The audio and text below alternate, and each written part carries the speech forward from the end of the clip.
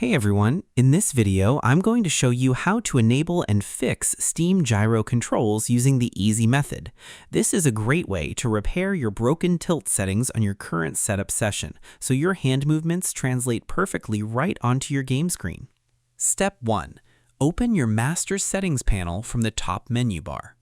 The first step is to open your main application window on your desktop and jump straight into your central configuration room. Move your mouse pointer up to the very top left corner of your screen workspace. Click once on the main word Steam, look down the choice list to find the button labeled Settings and click on it. Watch for the main options panel to slide open right in the middle of your monitor screen view, displaying all your setup categories. Because you need to tell the software engine to look for tilt sensors before you start up your game, opening this central panel gives you a clear look at your overall system rules. Without this step, your software will keep your motion tracking parts completely asleep, which means tilting your gamepad won't change anything on your monitor. Step 2. Turn on the motion support toggle switch for your gamepad type.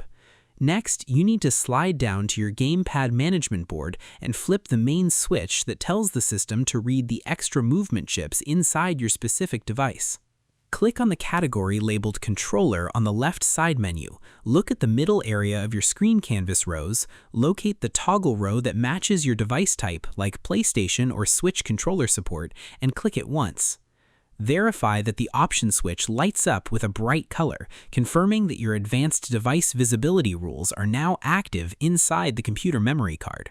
Because standard computers usually treat gamepads like basic box controllers that only have plastic buttons and joysticks, if you do not turn on this specific platform translation switch, the system engine will ignore the tracking chips inside your shell completely.